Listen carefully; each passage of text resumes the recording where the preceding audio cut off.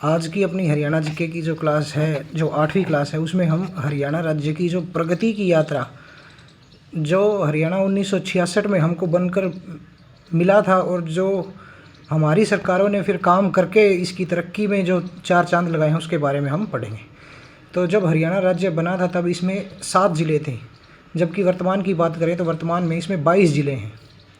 1966 में जो हरियाणा हमें मिला उसमें 54 विधानसभा क्षेत्र थे, जबकि आज 90 हैं।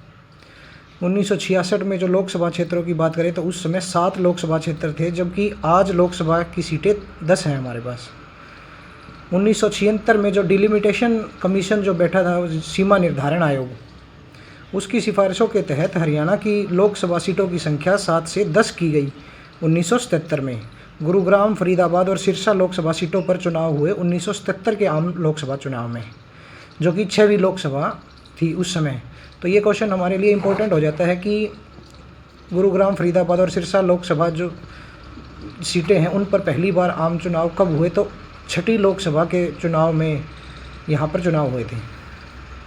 1966 में हरियाणा की जो साक्षरता दर थी वो 26.89% थी, जो कि वर्तमान में 75.55% है, जो कि अपने आप में एक खूब तरक्की की निशानी है। 26% से जो लिटरेसी रेट है किसी स्टेट की 75% तक जाती है तो काफ़ी गर्व की बात होती है। 1966 में कुल शिक्षण संस्थानों की बात करें तो 5874 शिक्षण संस्थान हरियाणा में थे, जो कि वर्तमान में 25,217 नोटेड हैं, जो कि ये भी काफ़ी अच्छा संकेत है। बिजली सुविधा युक्त गाँव की बात करें तो 1251 गाँव उस समय बिजली की सुविधा से युक्त थे, जो कि वर्तमान में 6841, मतलब 2011 की जनगणना के अनुसार जितने भी हरियाणा के गांव हैं सारे ही बिजली की सुविधा से युक्त हैं। अस्पताल एवं स्वास्थ्य केंद्रों की बात करें तो उस समय 797 स्वास्थ्य केंद्र थे, जिनकी वर्तमान में संख्या 4112 नोट की गई है। पक्की सड़कों से जुड़े गाँव की बात करें तो उस समय 1386 गाँव थे जो पक्की सड़कों से जुड़े हुए थे, जबकि वर्तमान में हरियाणा के सभी गाँव, ये बार बार मैंने 6841 जो है वो लिख के इसलिए दिया है कि आप बार बार इसको देखते रहेंगे तो हमें ये भी याद हो जाएगा कि 2011 की जनगणना के अनुसार हमारे हरियाणा में गांव कितने हैं। वैसे तो गांव कुछ बढ़ चुके हैं, लेकिन अभी उसके बाद जनगणना नहीं हुई है हमारी, तो जनगणना में बहुत सी चीज़ें काउंट होती हैं जो अभी थोड़े पीछे से चल रही हैं, तो अभी हम उसके हिसाब से देख लेते। तो फिलहाल हमारे हरियाणा के सभी गाँव पक्की सड़कों से जुड़े हुए हैं।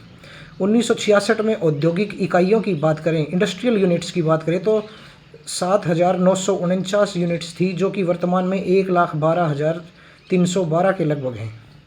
1966 में हरियाणा में 8137 किलोमीटर का सड़कों का जाल था, जो कि वर्तमान में लगभग 27,235 किलोमीटर का हो चुका है।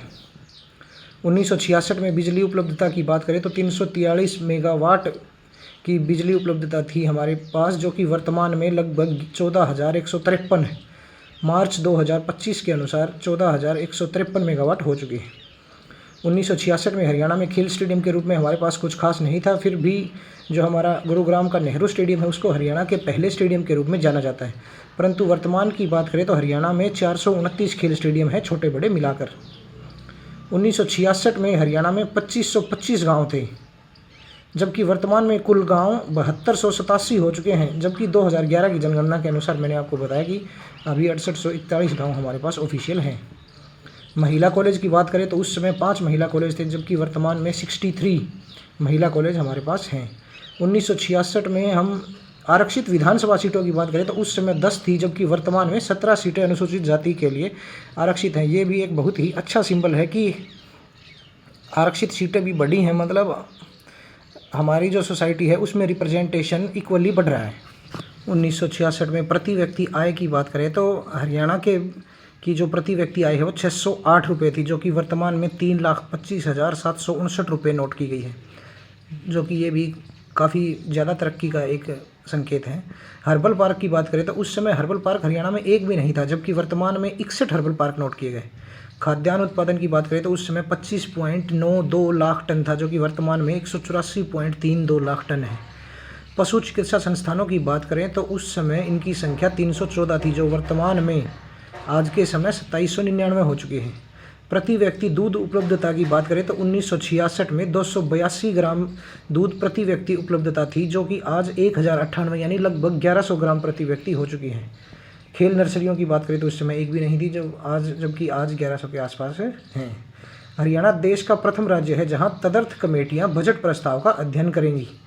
तदर्थ समिति क्या होती है? कमेटी समिति एक ही बात होती है। तदर्थ समिति की बात करें तो ये एक अस्थायी समूह या समिति होती है जिसको किसी विशेष कार्य या विशेष मुद्दे के लिए बनाया जाता है, और जब वह कार्य पूरा हो जाता है तो यह अपने आप भंग हो जाती है।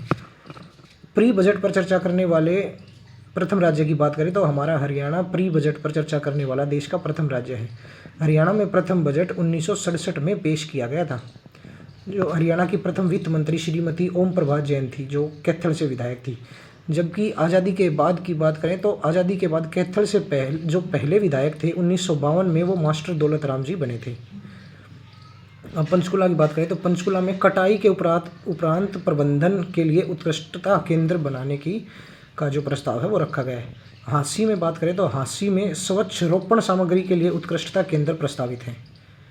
कैथल के चीका की बात करें तो वहाँ पे वर्टिकल फार्मिंग हेतु उत्कृष्टता केंद्र प्रस्तावित है। चीका जो है वो अपनी संगमरमर की दुकानों के कारण संगमरमर शहर भी कहलाता है।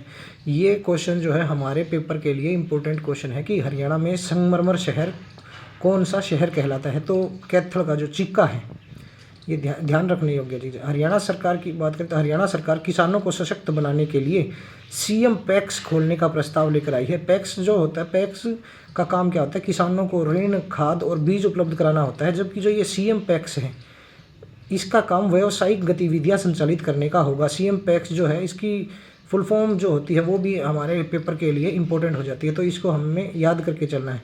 सीएम पैक्स की फुल फॉर्म है comprehensive multipurpose activity cooperative society. CM PACS की डेफिनेशन मैं एक बार आपको फिर बता देता हूँ, ये हमें याद करनी बहुत ही ज़रूरी है। Comprehensive multipurpose activity cooperative society. Haryana state cooperative bank की बात करें तो हरियाणा स्टेट कोऑपरेटिव बैंक, जिसको हरको भी बोला जाता है, उसके चेयरमैन की बात करें तो हुकुम सिंह भाटी वर्तमान में हरको बैंक के चेयरमैन हैं। तो कुछ महत्वपूर्ण योजनाएं देख लेते हैं, जैसे प्रधानमंत्री सूर्योदय योजना।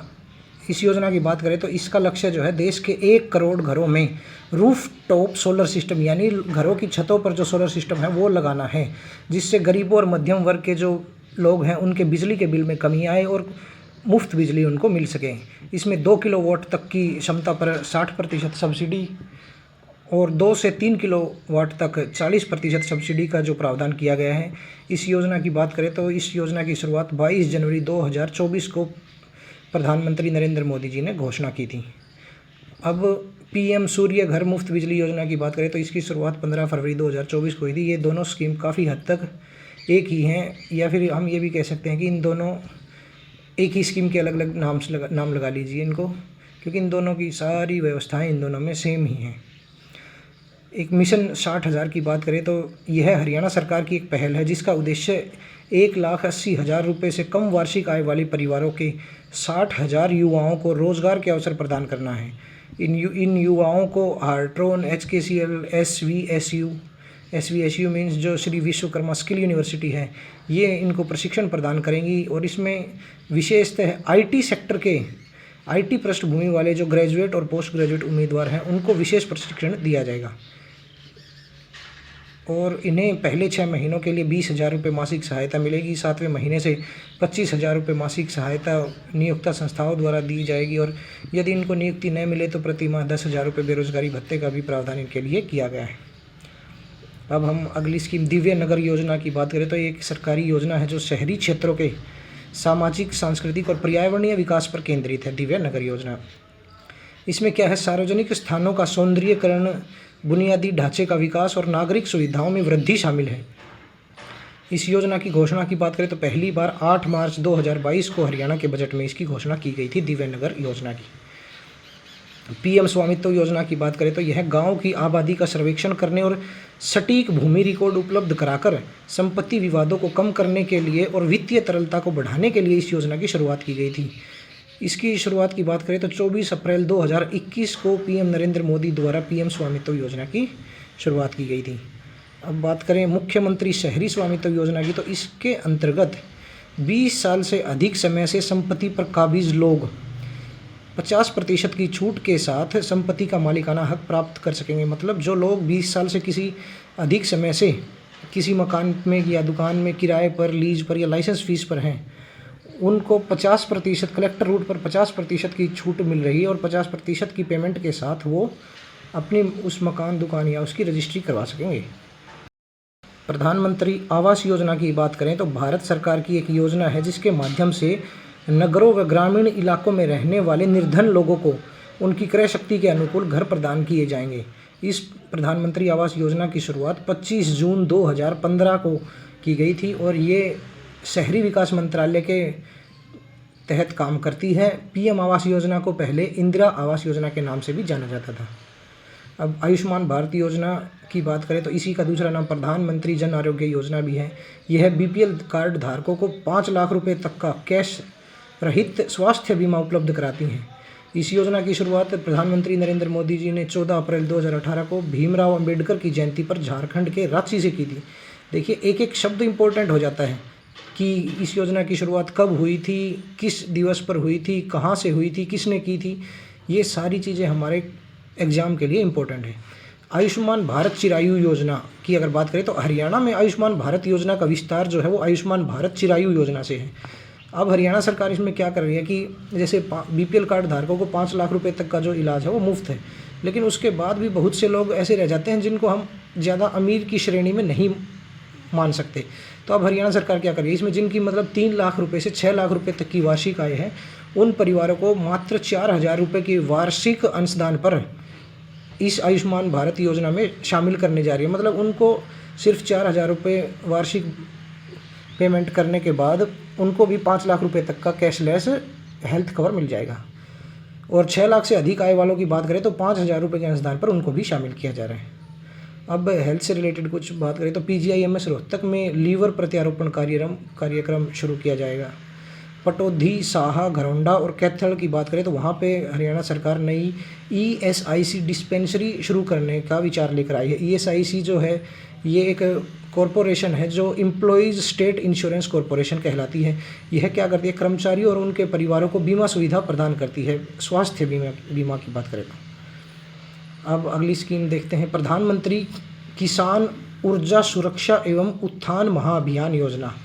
इसको शॉर्ट में देखें तो इसको पीएम कुसुम योजना बोलते हैं, लेकिन हमारे पेपर के लिए पीएम कुसुम योजना की फुल फॉर्म हमें याद करनी जरूरी हो जाती है, तो हम इसको ऐसे ही याद करके चलेंगे, प्रधानमंत्री किसान ऊर्जा सुरक्षा एवं उत्थान महाअभियान योजना। इस योजना में किसान को सोलर पंप स्थापित करना होगा जिस पर भारत सरकार किसान को 60% तक सब्सिडी देगी। इसकी शुरुआत की बात करें तो पीएम कुसुम योजना की शुरुआत मार्च 2019 में हुई थी। इससे क्या है, इससे किसानों को ये फ़ायदे होंगे कि उनकी डीजल पर निर्भरता कम होगी, तो डीजल पर निर्भरता कम होगी तो साथ ही प्रदूषण कम होगा, खेती की लागत भी घटेगी। तो ये पीएम किसान योजना हमारे लिए, पीएम कुसुम योजना हमारे लिए याद करनी इम्पोर्टेंट हो जाती है। अब गुरु रविदास स्मारक की बात करें तो हरियाणा सरकार पीपली कुरुक्षेत्र में 5 एकड़ में एक गुरु रविदास जी के याद में एक स्मारक तैयार करने का प्रस्ताव लेकर आई है। और पीपली कुरुक्षेत्र में ही बात करें तो एक सिखों की परंपराओं के अनुसार एक सिख संग्रहालय, जिससे आगे की पीढ़ी सिखों के बारे में और जान सके, उसके लिए भी एक सिख संग्रहालय की प्रस्तावना लेकर आई है। और हरियाणा की बात करें तो हरियाणा देश का सबसे बड़ा ऑटोमोबाइल केंद्र है। पानीपत रिफाइनरी की बात करें तो हमारे पानीपत की जो IOCL Indian oil corporation limited की जो रिफाइनरी है वो दक्षिण एशिया की दूसरी सबसे बड़ी रिफाइनरी है। तो ये दोस्तों कुछ हरियाणा की तरक्की से, हरियाणा में कुछ विशेष स्कीम्स के बारे में हमने पढ़ा। और मैं तो फिर वही बात कहूँगा आपको कि ये चीज़ें, इस चीज़ के नोट्स आपको भी बिल्कुल बराबर तैयार करने हैं।